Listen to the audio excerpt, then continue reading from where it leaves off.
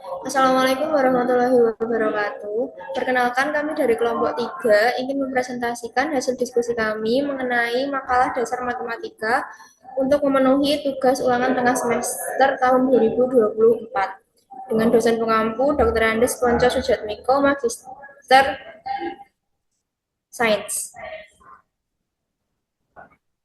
Sebelum itu, perkenalkan anggota kelompok kami. Perkenalkan, nama saya Lutfa Mutia Aziza dengan NIM K1324036. Perkenalkan, nama saya Muhammad Sinal Abidin dengan NIM K1324038.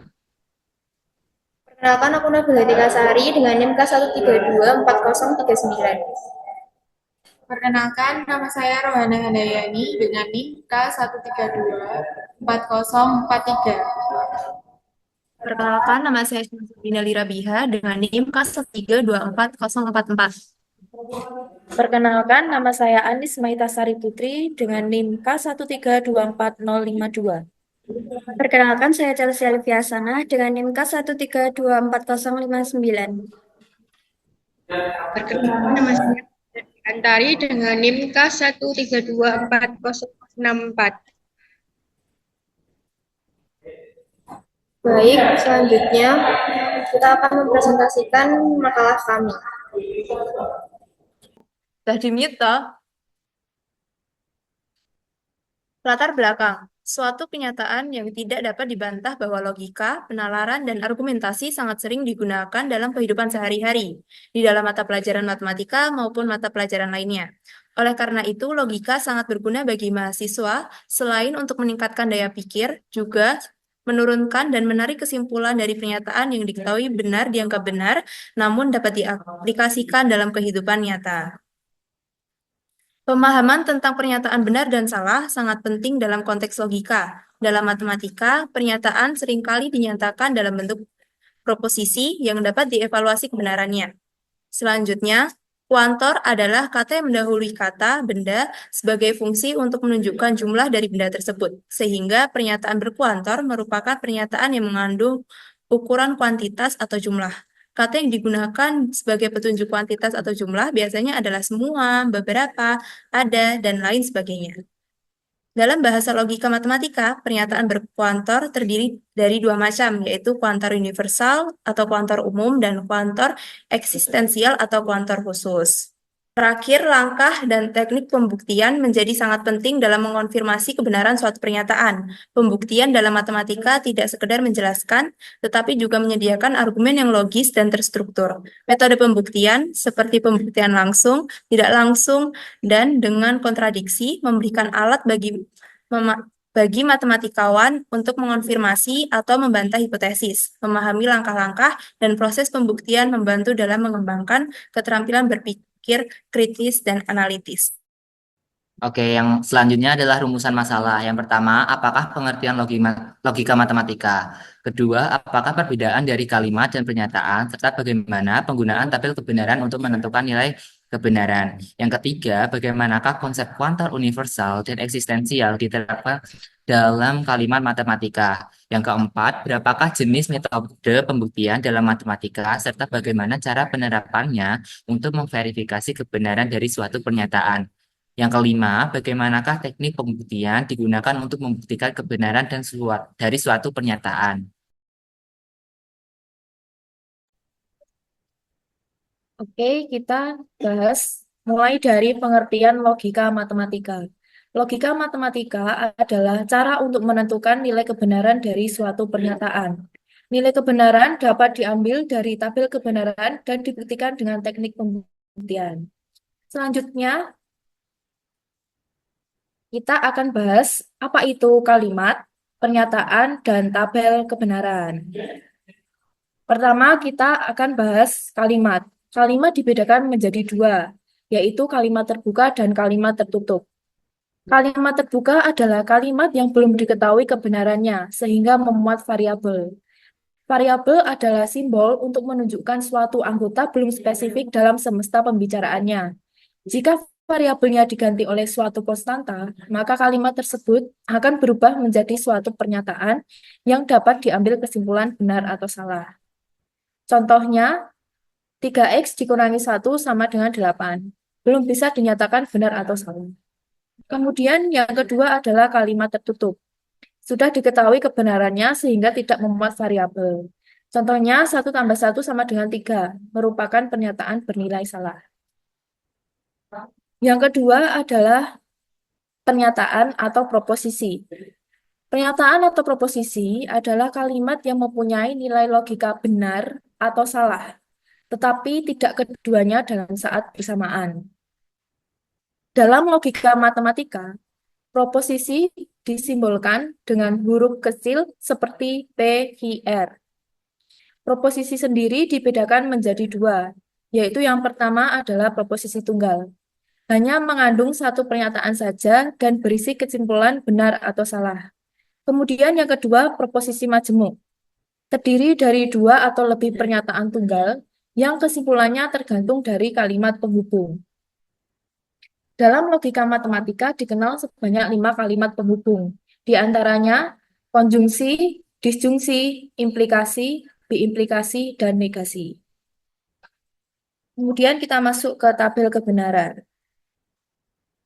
Tabel kebenaran digunakan untuk melihat nilai kebenaran pada suatu premis atau pernyataan. Kita misalkan bahwa P dan Q adalah proposisi. Kita bahas yang pertama untuk konjungsi. Konjungsi adalah pernyataan yang menggunakan kata hubung dan disimbolkan seperti huruf P terbalik. Jika nilai kedua pernyataan benar, maka nilai kebenaran konjungsi kedua pernyataan itu pun benar. Namun, apabila ada salah satu pernyataan yang salah, maka nilai konjungsi kedua pernyataan tersebut pun menjadi salah. Yang kedua adalah disjungsi. Disjungsi adalah pernyataan yang menggunakan kata hubung atau, disimbolkan seperti huruf V. Apabila kedua pernyataan memiliki nilai salah, maka kesimpulannya dikatakan salah. Selain itu, kesimpulan yang lainnya dikatakan benar. Kemudian implikasi.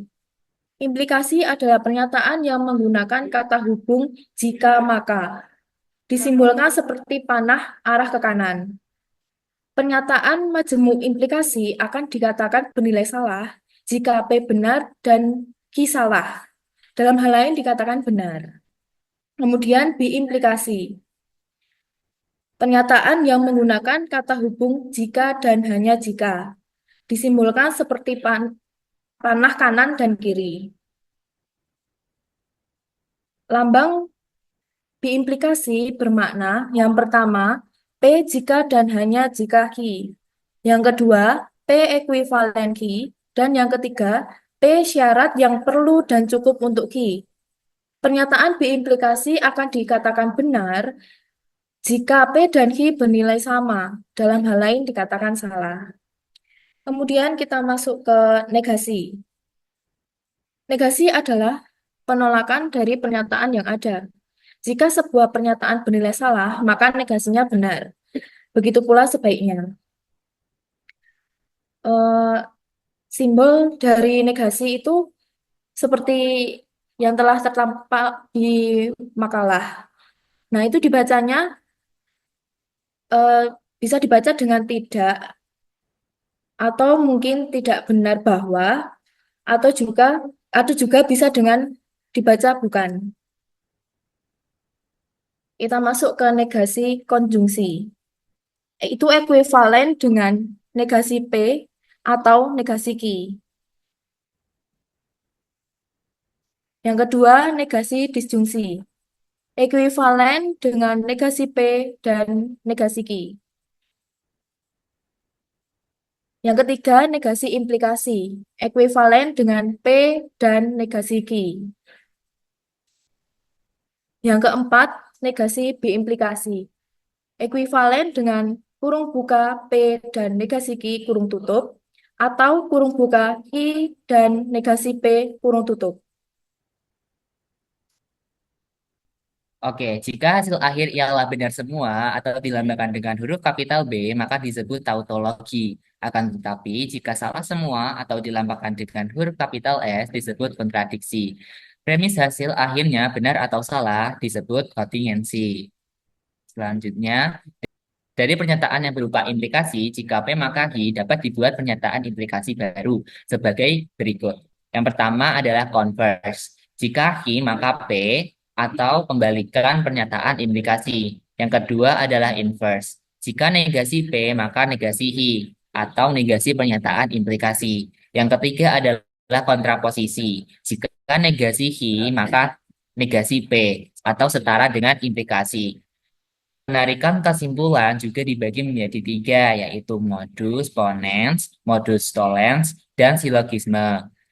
Nah, yang pertama modus ponens, premis 1 berupa implikasi jika P maka H, sedangkan premis 2 berupa proposisi tunggal, yaitu P. Kesimpulan yang sah dari argumen tersebut berupa proposisi tunggal, yaitu H. Rumusnya, jika P maka H dan P maka hasil akhir nilai kebenaran dari kesimpulan pada modus ponens berupa tautologi. Yang kedua adalah modus tollens. Premis 1 berupa implikasi. Jika P maka H, sedangkan premis 2 berupa proposisi tunggal, yaitu negasi H. Kesimpulan yang sah dari argumen tersebut berupa proposisi tunggal, yaitu negasi P. Rumusnya, jika P maka H dan negasi P maka negasi P. Hasil akhir nilai kebenaran dari kesimpulan pada modus tollens berupa tautologi. Yang terakhir adalah silogisme. Premis 1 berupa implikasi jika P maka Q, sedangkan premis 2 berupa implikasi jika Q maka R. Kesimpulan yang sah dari argumen tersebut berupa implikasi juga, yaitu jika P maka R. Rumusnya, jika P maka Q dan jika Q maka R, maka jika P maka R. Hasil nilai kebenaran dari kesimpulan pada silogisme berupa tautologi. Selanjutnya adalah kalimat berkuantor. Yang pertama ada kuantor universal. Notasi ini dibaca untuk semua X atau untuk setiap X atau sebarang X. Pernyataan berkuantor universal dengan kalimat terbuka PX disimbolkan dalam seperti ini. Misalkan sebuah pernyataan terbuka PX adalah pegawai memiliki kemampuan membaca yang baik. Pernyataan majemuk berkuantor universal menjadi semua pegawai memiliki kemampuan membaca yang baik. Yang kedua ada kuantor eksistensial. Sebuah pernyataan dengan kuantor eksistensial memiliki karakteristik adanya kata ada, beberapa, terdapat, atau kata-kata yang semakna lainnya. Simbol kuantor universal yaitu seperti ini. Notasi ada X dapat dibaca sebagai ada nilai X, beberapa nilai X, atau terdapat nilai X. Pernyataan berkuantor eksistensial dengan kalimat terbuka PX disimbolkan dalam ada X bersifat PX. Perhatikan kembali sebuah pernyataan terbuka PX adalah pegawai memiliki kemampuan membaca yang baik. Pernyataan berkuantor eksistensial menjadi beberapa pegawai memiliki kemampuan membaca yang baik. Yang selanjutnya ada menulis simbol matematika. Nomor 1, yaitu misal S adalah himpunan atau semesta pembicaraan. Contoh, semua X di S mempunyai sifat P. Dapat ditulis seperti ini, yang dibaca setiap X anggota S, maka PX. Dengan negasi ada X anggota S, dan negasi PX. Yang kedua ada N adalah himpunan bilangan asli. Contohnya, yang pertama yaitu semua bilangan asli lebih dari 1. Bisa diubah menjadi jika X bilangan asli, maka X lebih dari 1. Hal ini bisa ditulis seperti ini dan bisa dibaca setiap X anggota himpunan bilangan asli, maka X lebih dari 1. Lalu negasinya dibaca ada X anggota himpunan bilangan asli, dan X kurang dari 1. Yang kedua, setiap bilangan asli ada bilangan asli yang terbesar.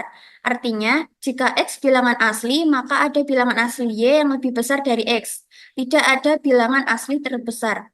Simbolnya bisa ditulis, setiap X anggota himpunan bilangan asli, maka ada Y anggota himpunan bilangan asli, Y lebih dari X. Negasinya yaitu ada bilangan asli terbesar. Bisa ditulis ada X anggota himpunan bilangan asli, dan setiap Y anggota himpunan bilangan asli, Y kurang dari sama dengan X. Yang ketiga, 2Z adalah himpunan bilangan bulat genap.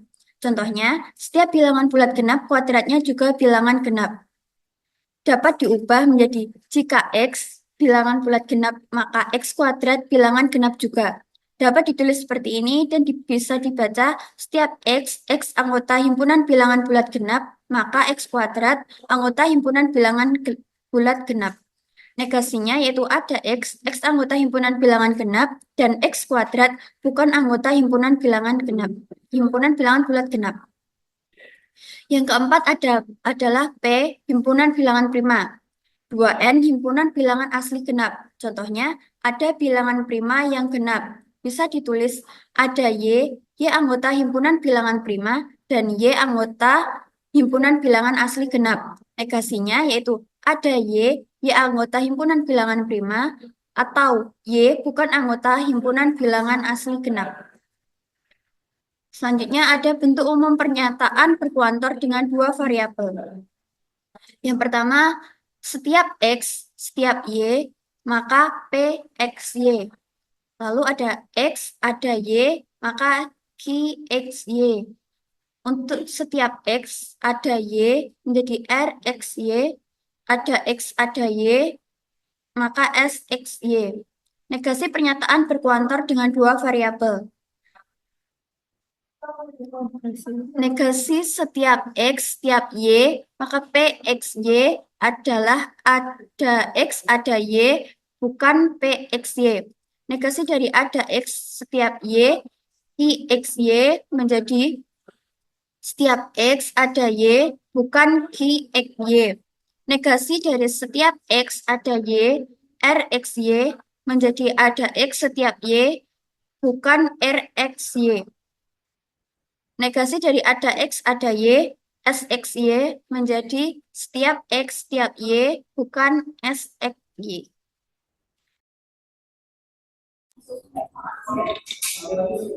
Selanjutnya adalah pernyataan tepat satu yang biasa disimbolkan dengan seperti huruf E terbalik dan dengan tanda seru. Pernyataan tepat satu itu bisa dalam bentuk pernyataan itu ada tepat sebuah objek bersifat P. Yang definisinya dari pernyataan tersebut itu ada objek yang bersifat P dan paling banyak sebuah objek yang bersifat P. Dapat disimbolkan dengan simbol matematika seperti yang terlihat pada makalah, dan simbol tersebut dibaca pernyataan tepat satu untuk setiap X yang bersifat PX. Atau bisa dibaca lagi, ada X yang bersifat PX, dan untuk setiap X, Y bersifat PX dan PY, maka X sama dengan Y. Nah, untuk pernyataan tepat satu itu memiliki negasi. Negasi dari ada tepat sebuah objek bersifat P itu ya adalah tidak ada objek yang bersifat P atau ada lebih dari satu objek yang bersifat P. Disimbolkan dalam matematika seperti yang terlihat pada makalah, dibaca negasi dari ada tepat satu X yang bersifat PX itu bisa dibaca untuk setiap X tidak bersifat PX atau ada X, Y bersifat PX dan PY. Contohnya, misalkan R itu adalah himpunan bilangan real. Ada sebuah pernyataan, ada tepat satu buah bilangan real yang memenuhi persamaan X kuadrat min 1. Artinya, ada sekurang-kurangnya sebuah bilangan real yang memenuhi persamaan X kurangi 1 sama dengan 0. dan paling banyak satu buah bilangan real yang memenuhi X min 1 sama dengan 0.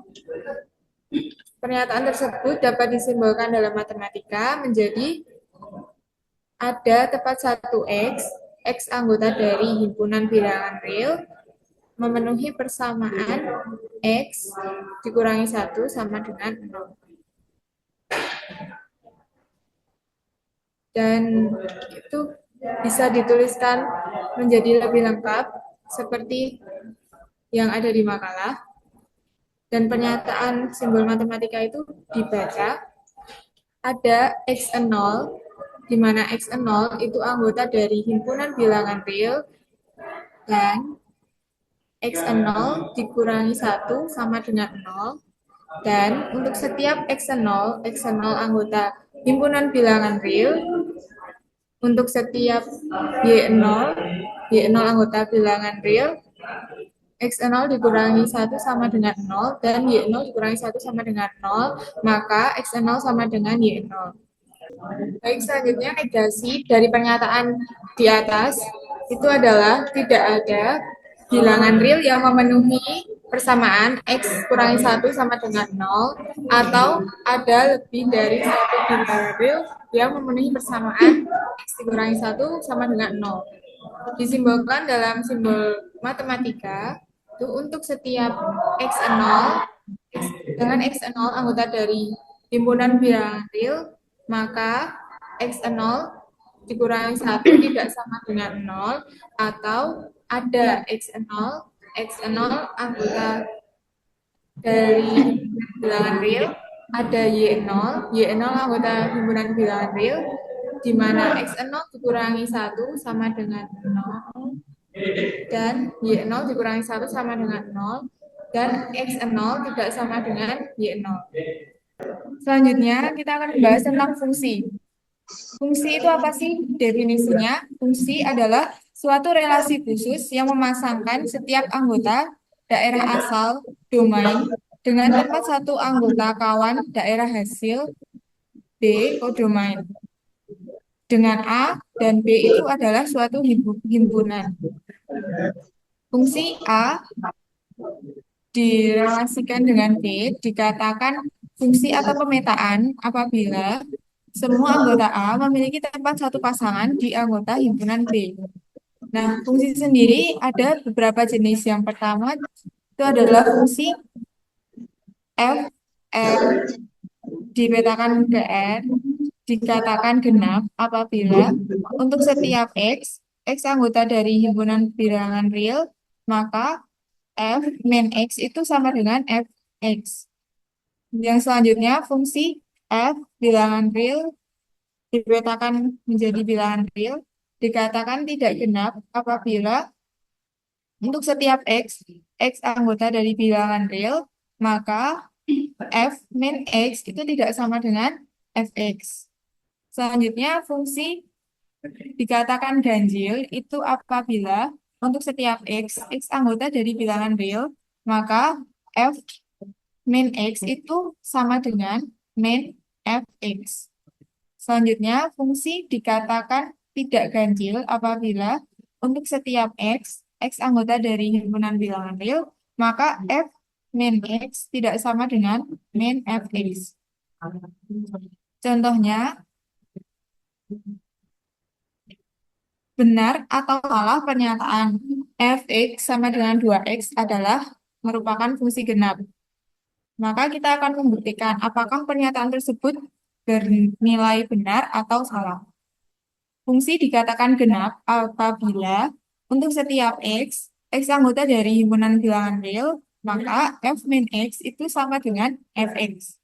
Nah, pertama, kita himpunan bilangan real yang banyaknya itu tak terhingga. Maka kita akan mengambil sembarang X0, di mana X0 itu anggota dari himpunan bilangan real. Kemudian kita perhatikan X0 anggota bilangan real, maka Fx0 itu sama dengan 2Fx0 sama dengan 2x0. Kemudian yang negatif X0 anggota dari bilangan real, maka F min x0 sama dengan 2 min x0 sama dengan min 2 x0. Maka 2x0 itu tidak sama dengan min 2 x0. Jadi, untuk setiap x anggota dari bilangan real, maka f min x itu tidak sama dengan fx. Sehingga pernyataan tersebut itu bernilai salah. Selanjutnya ada langkah pembuktian dalam pernyataan berkuantor. Yang pertama, sebelum memeriksa suatu kebenaran dari pernyataan berkuantor, seharusnya kita mengetahui arti dari istilah-istilah yang ada di pernyataan berkuantor. Selanjutnya, yang kedua, memeriksa kebenaran pernyataan berkuantor tersebut. Yang ketiga, melakukan pengujian kebenaran dari pernyataan berkuantor tersebut secara berkelanjutan. Misalkan dari pernyataan berkuantor tersebut diasumsikan benar dan dapat membuktikan bahwa selanjutnya juga merupakan pernyataan berkuantor benar, maka dapat disimpulkan bahwa pernyataan berkuantor tersebut benar. Dan selanjutnya yaitu teknik pembuktian pernyataan berkuantor. Yang pertama yaitu pembuktian secara langsung. Contohnya, Z adalah himpunan bilangan bulat. 3Z adalah himpunan bilangan bulat kelipatan 3. Jika N adalah bilangan bulat kelipatan 3, maka N kuadrat adalah bilangan bulat kelipatan 3. 3Z adalah N dengan syarat N sama dengan 3K, K anggota bilangan himpunan bilangan bulat kelipatan 3. Dalam simbol matematika dituliskan semua N anggota himpunan bilangan bulat kelipatan 3, maka N kuadrat anggota himpunan bilangan bulat kelipatan 3, yaitu ini. Lalu ambil sembarang N anggota himpunan bilangan bulat kelipatan 3. Ditulis N sama dengan 3K0 untuk K0 anggota himpunan bilangan bulat. Akan ditunjukkan N kuadrat anggota himpunan bilangan bulat kelipatan 3. Artinya N kuadrat sama dengan 3L0 untuk L0 anggota himpunan bilangan bulat. N anggota bilangan bulat kelipatan 3, maka N sama dengan K 3K0 untuk K0 anggota himpunan bilangan bulat.